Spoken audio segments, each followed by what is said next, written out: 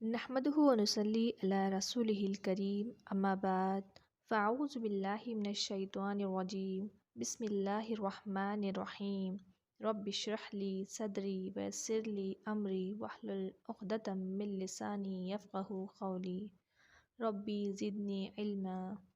السلام علیکم ورحمۃ اللہ وبرکاتہ۔ آج کا ہمارا عنوان ہے حالت احرام میں ممنوع امور۔ حالت احرام میں درج ذیل چیزوں کا استعمال ناجائز ہے۔ نمبر 1، سلا ہوا کپڑا پہننا۔ نمبر 2، سر پر پگڑی، ٹوپی یا کپڑا اوڑھنا۔ نمبر 3، موزے، جرابے یا ایسا جوتا پہننا جو ٹخنوں سے اونچا ہو، مردوں کے لیے۔ جسم یا احرام کے کپڑوں پر خوشبو لگانا عورتوں اور مردوں کے لیے ناجائز ہے۔ حضرت عبداللہ بن عمر رضی اللہ تعالیٰ عنہ سے روایت ہے کہ ایک آدمی نے عرض کیا، یا رسول اللہ صلی اللہ علیہ وسلم، محرم کون سے کپڑے پہنے؟ آپ صلی اللہ علیہ وسلم نے ارشاد فرمایا، قمیض، پگڑی، پیجامہ اور کوٹ نہ پہنے، نہ ہی موزے پہنے۔ ہاں البتہ جسے جوتیاں نہ ملے وہ موزے ٹخنوں تک کاٹ کر پہن لے۔ نیز زعفران یا ورس یا کوئی بھی خوشبو لگا ہوا کپڑا بھی استعمال نہ کرے۔ احرام پہننے کے بعد احرام کی چادروں یا جسم پر خوشبو لگانا منع ہے۔ یاد رہے، ممنوعات احرام میں سے اگر لا علمی یا بھول چوک سے کوئی فعل سرزد ہو جائے تو اس پر کوئی فدیہ یا دم نہیں، البتہ یاد آتے ہی یا علم ہوتے ہی ان سے رک جانا ضروری ہے۔ البتہ کسی مجبوری یا شرعی عذر، مثلاً سردی کی وجہ سے سر ڈھانپنا یا سویٹر پہننا وغیرہ کے باعث ممنوعات احرام پر عمل کرنے سے گناہ تو نہیں ہوگا بلکہ فدیہ ادا کرنا ضروری ہوگا، جو کہ بالترتیب ایک قربانی یا 6 مسکینوں کا کھانا 3 دن کے روزے رکھنا ہے۔ 6 مسکینوں کا کھانا 3 سا یعنی کہ 7.5 کلو گرام گندم یا اس کے برابر قیمت کسی ایک مسکین کو دے دی جائے یا 6 مسکینوں میں تقسیم کر دی جائے، دونوں طرح جائز ہے۔ محرم اگر فوت ہو جائے تب بھی اسے خوشبو نہیں لگانی چاہیے، نہ ہی اس کا سر ڈھانپنا چاہیے۔ حضرت عبداللہ بن عباس رضی اللہ تعالیٰ عنہ سے روایت ہے کہ حجۃ الوداع کے موقع پر ایک آدمی حالت احرام میں نبی اکرم صلی اللہ علیہ وسلم کے ساتھ تھا۔ اس کی اونٹنی نے اسے گرا کر اس کی گردن کو توڑ دی اور وہ فوت ہو گیا۔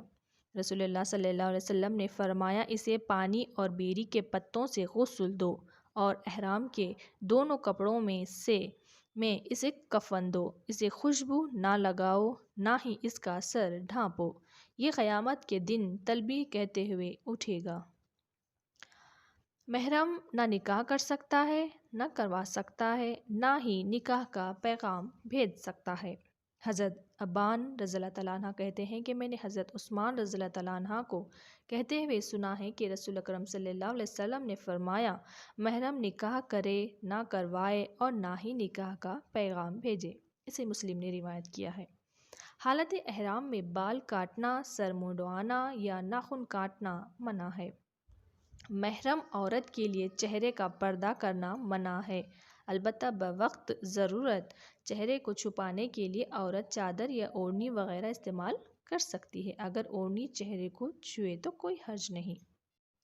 محرم عورت کے لیے دستانے پہننا منع ہے۔ حضرت عبداللہ بن عمر رضی اللہ تعالیٰ عنہ سے روایت ہے کہ نبی اکرم صلی اللہ علیہ وسلم نے فرمایا، احرام والی عورت نقاب اور دستانے استعمال نہ کرے۔ حضرت عائشہ رضی اللہ تعالیٰ عنہ فرماتی ہیں کہ ہم رسول اللہ صلی اللہ علیہ وسلم کے ساتھ حالت احرام میں تھیں اور قافلے ہمارے سامنے سے گزرتے تھے۔ جب وہ سامنے آتے تو ہم اپنی چادریں منہ پر لٹکا لیتیں اور جب وہ گزر جاتے تو منہ کھول لیتیں۔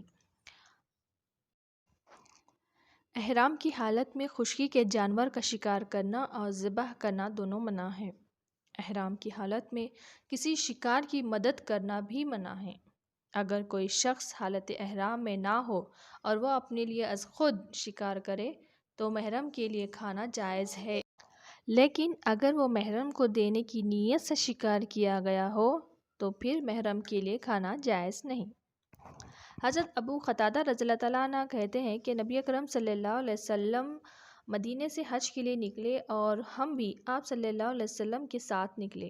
حضرت ابو قتادہ رضی اللہ تعالیٰ عنہ نے کہا کہ آپ صلی اللہ علیہ وسلم نے اور راہ لی اور اپنے صحابہ رضی اللہ تعالیٰ عنہ میں سے بعض کو فرمایا تم ساحل سمندر کی راہ لو حتیٰ کہ مجھ سے آ ملو۔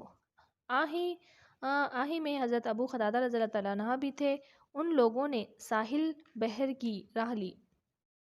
پھر جب وہ رسول اکرم صلی اللہ علیہ وسلم کے پاس پہنچے تو انہوں نے احرام باندھ لیے، سوائے حضرت ابو قتادہ رضی اللہ تعالیٰ عنہ کے۔